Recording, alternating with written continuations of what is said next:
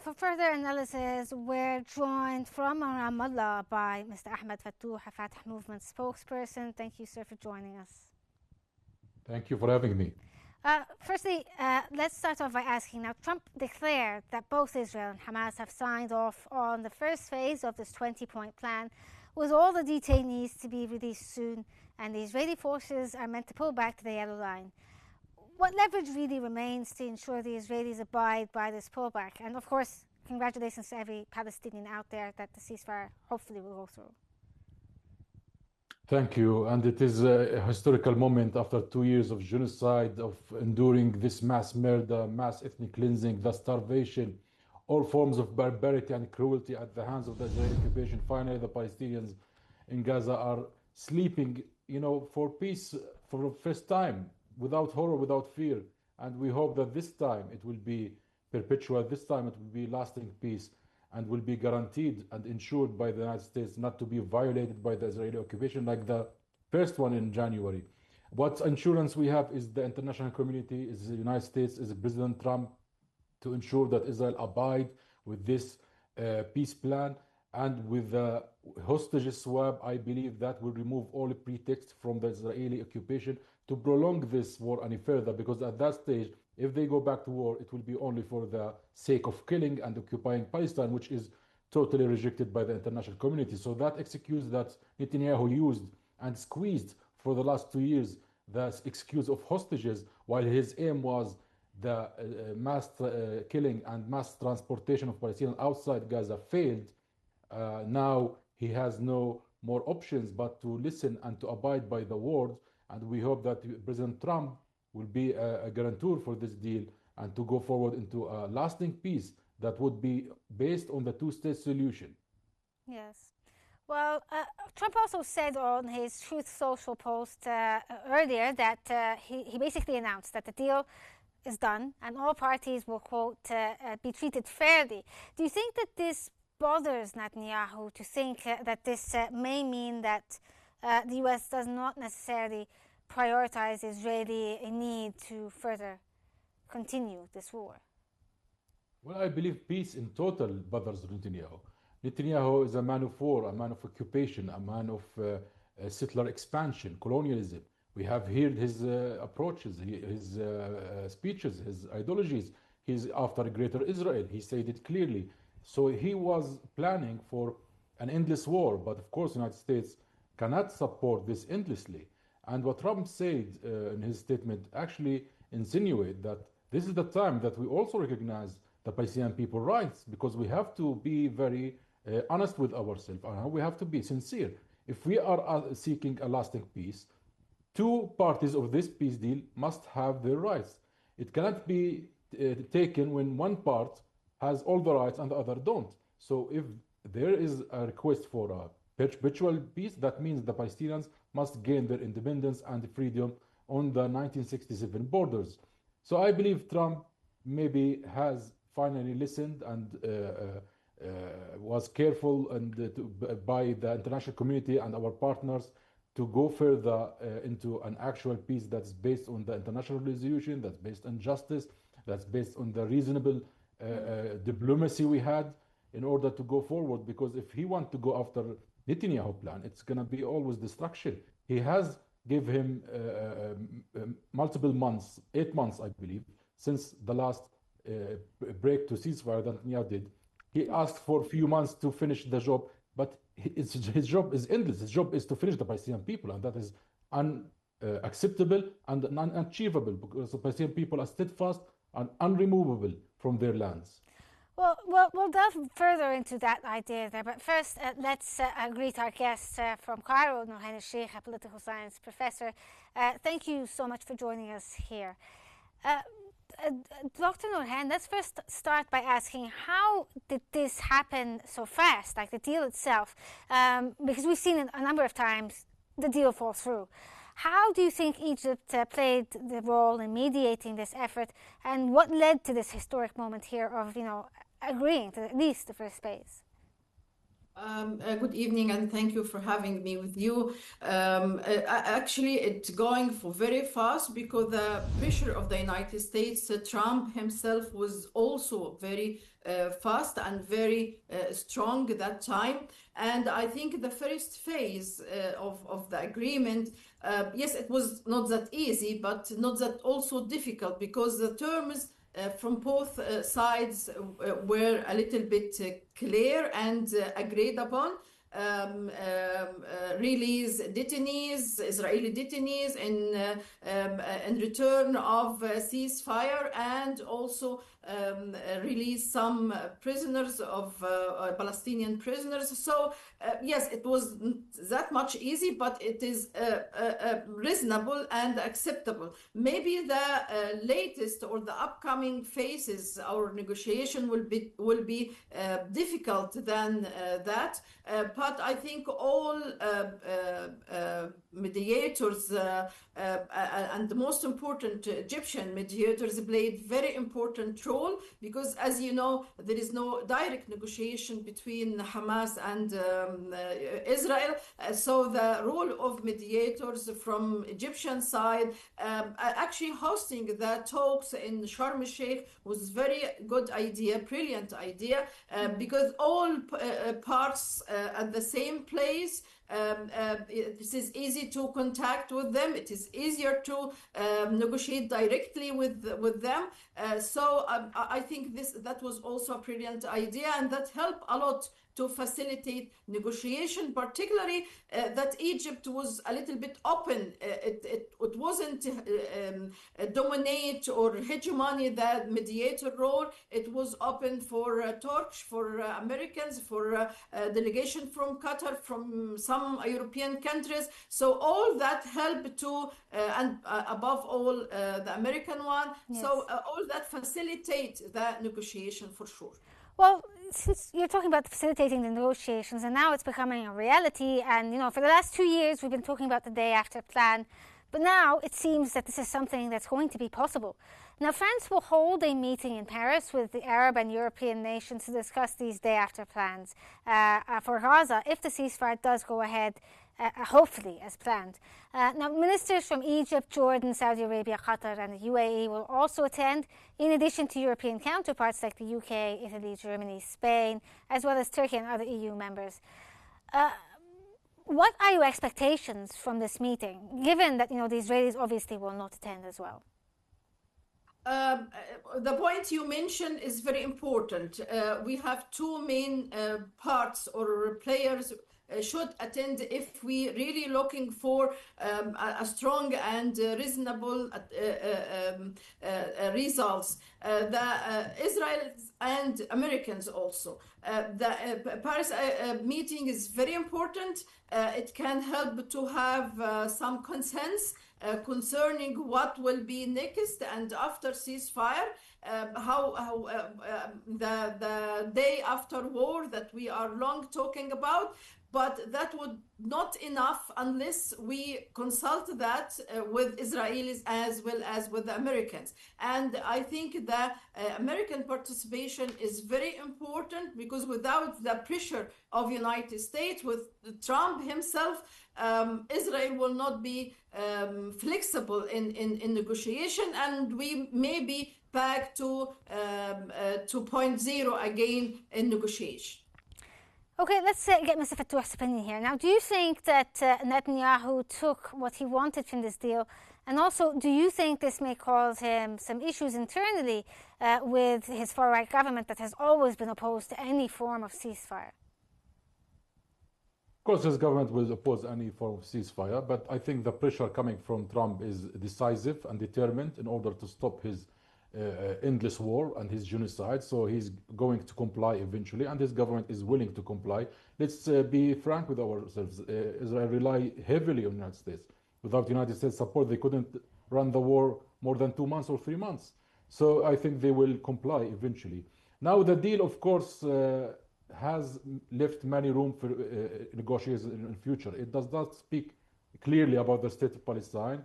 The issues of governance and sovereignty over the land has been omitted.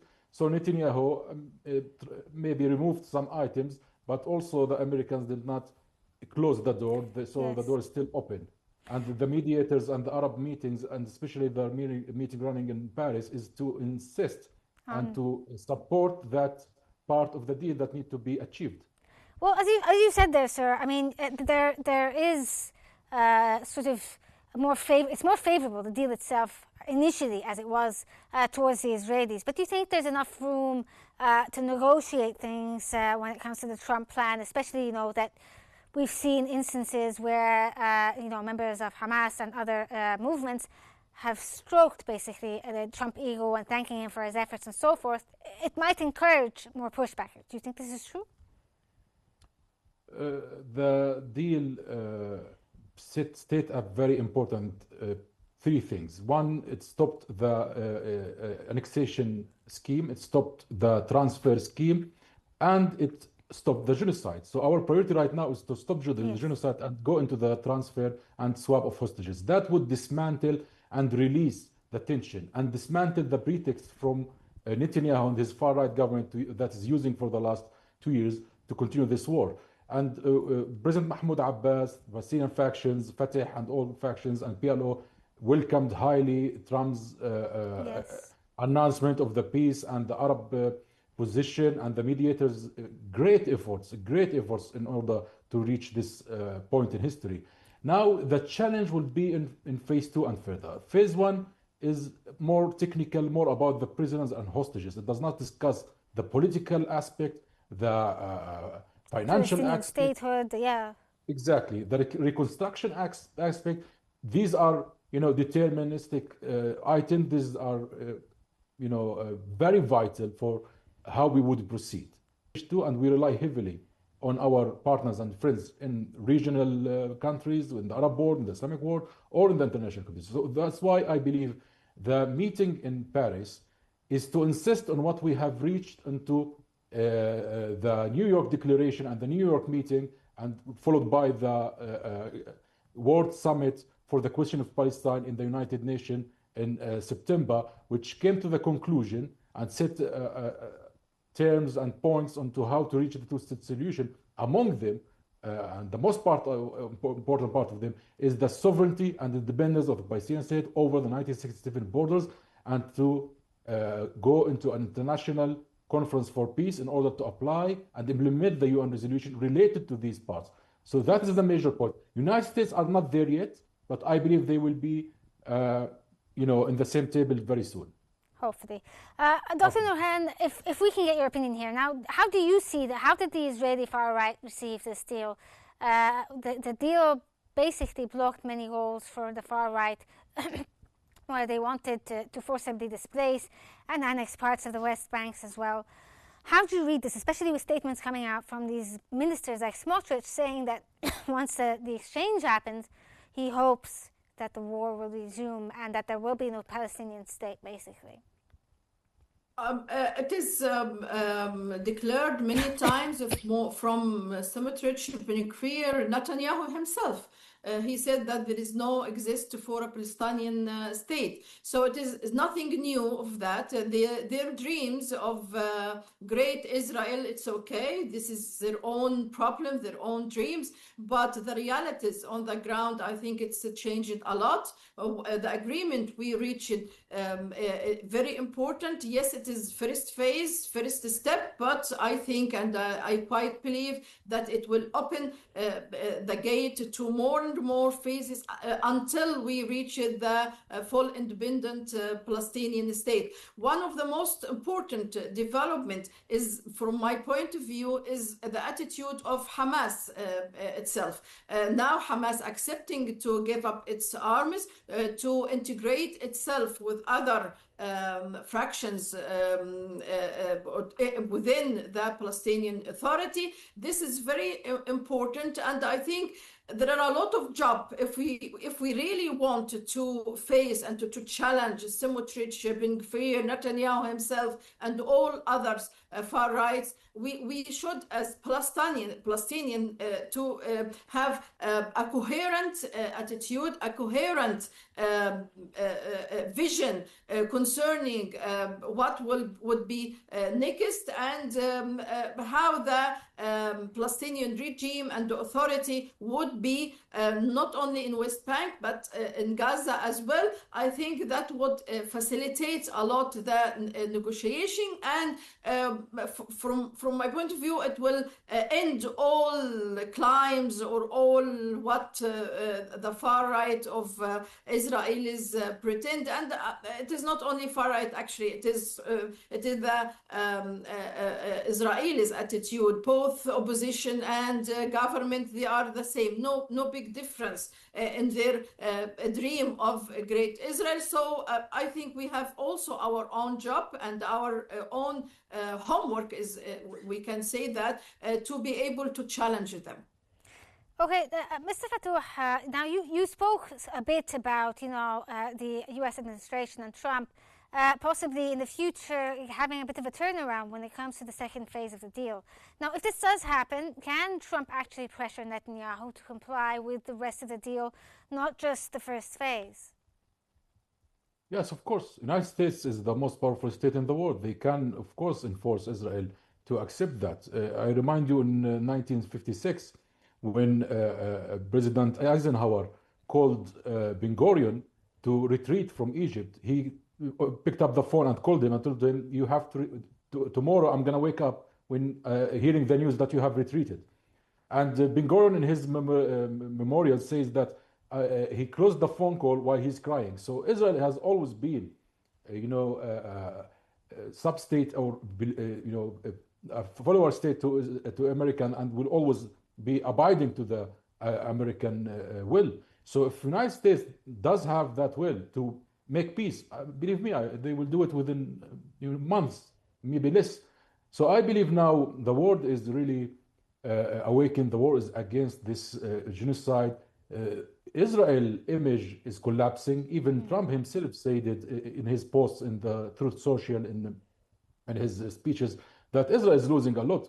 Today, the polls in the United States is shifting drastically toward the Palestinian people. In Washington Post recently, there was a poll, the majority support the Palestinians' cause, the majority support the Palestinian independence, the majority is against the Israeli genocide. And even within the MAGA themselves, now the majority is against funding Israel, because they believe of America first ideology. So Israel is losing ground. And when the Prime Minister of Israel go to speak with influencers saying that I want to pay you $7,000 per post to fix the image of Israel, this is how desperate he is. So I believe the tide is shifting, and the United States is picking up. Since you're talking about the idea of shifting tides, now hopefully this does continue on, and hopefully it is within the next few months that we see a complete end of this and peace in the Palestinian statehood. But do you think also part of the day after plan, maybe in the future, that there will be some sort of accountability for war crimes committed in Gaza? Of course, there must be accountability for war crimes. Look, what's happened in Gaza is endangering not only the Palestinians nor the Arabs, it's endangering the entire world. When a state is allowed to commit just such genocide, such criminality, starving children to death, starving babies to death, if that is allowed, then this rule-based system would collapse. There must be accountability. Right now, we are in the very early phases after the genocide. And we are gonna wake up into very saddening reality in the coming days when we actually start uncovering what's happened in Gaza, when we start actually counting the dead bodies. I believe the number is gonna be very high and the world will be shocked, and we all gonna be shocked. So that is, not only a pivotal day in the Palestinian history, this is a pivotal day for the entire world, because today we have to really stipulate and to strengthen our humanitarian law against these crimes. We said after World War II, not again, yet it happened again and again, and now it's happening in Palestine. So enough is enough. Now, we are hopeful, but we also have a lot of work to do, and we have to be very firm and very solid in defending the Palestinian national points. The world is, majorly accepting or with this in the same table with us. I believe the Americans are leaning more and more, and we hope that we would reach a breakthrough because the world realized if we want peace, that peace cannot happen on the blood of Palestinians. That peace must happen when the Palestinians are equally free and independent like the Israelis. Okay, Dr. Nurhan, now what are the chances that Netanyahu may resume the war like he did in March? How does that deal differ in terms of the binding mechanisms? Because we've seen time and again, the Israelis break ceasefire deals. Up until today, we've seen this in Lebanon. Netanyahu was always resistant for peace, and he insisted to continue war here and there, not only in Gaza, in Lebanon, in Syria, against Iran, Yemen itself. So I think he is keen to continue the war because he realized that his personal political career connected to continue war. And as soon as it came to peace and we are going next year to elections in Israel, he for sure will be out of office. So I think he is keen to return to war and to spoil the negotiation by way or another. But I think with that consensus, Arab, European, worldwide consensus, plus the American support from Trump himself and his administration, I think he cannot do a lot.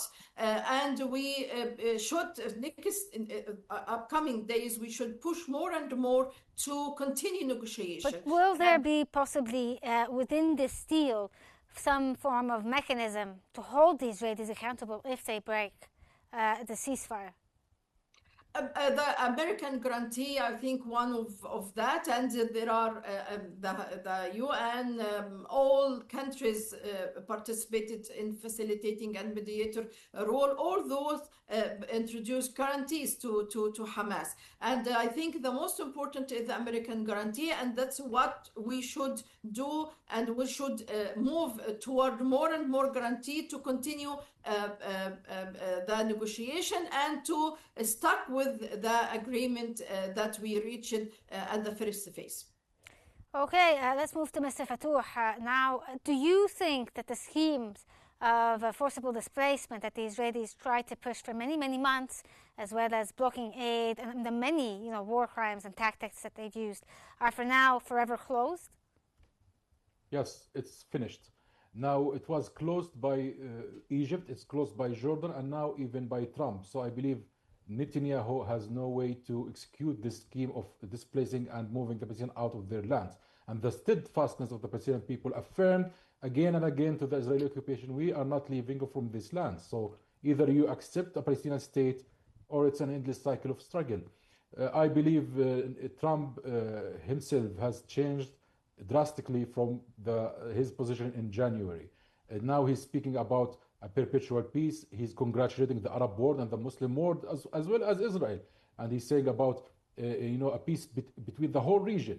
So if he is speaking about such wide project, that means that he is also referring to the major points of conflict, which is the occupation, the land, Jerusalem, and the refugees. So I believe these plans died forever. Okay, Dr. Nurhan, on a kind of lighter note here, do you think that Trump pushed or pressured these parties to reach this deal, possibly for also personal reasons like winning the Nobel Peace Prize that he's talked about so many times? Yes, Trump, of course, has his own reason. He trying to won Nobel Prize for peace, and he introduced himself as a peacemaking for the whole world. He counting Israel-Palestinian conflict as one of the conflicts he could release and calm and succeeded to reach peace between them. So I think this is one of the main reasons pushing him personally to that. But actually, there is other objective reasons and pushing factors, because on the ground now, after the UN General Assembly, the whole world giving a direct message to United States, to Trump, to as well as Israel, that the whole world cannot bear what is going on in Gaza, and what that genocide happened in Gaza should be stopped as soon as possible. And that was, I think, one of the main reasons pushing forward Trump to do what he has done and to suggest his plan, plus what happened with Qatar.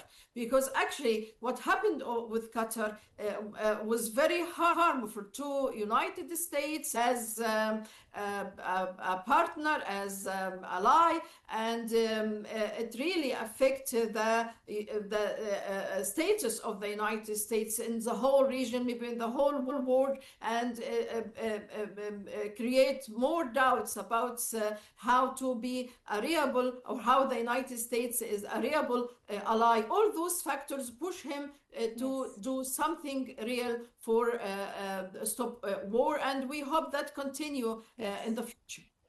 Okay, Mr. Fattouh, if you could, answer as briefly as possible, because we're running out of time. Now, Trump always talks about the idea of the Middle East peace, as what he terms it, not just a ceasefire. In your opinion, how does Israel, especially the far right, see this holistic approach? Sorry, I didn't hear the last bit.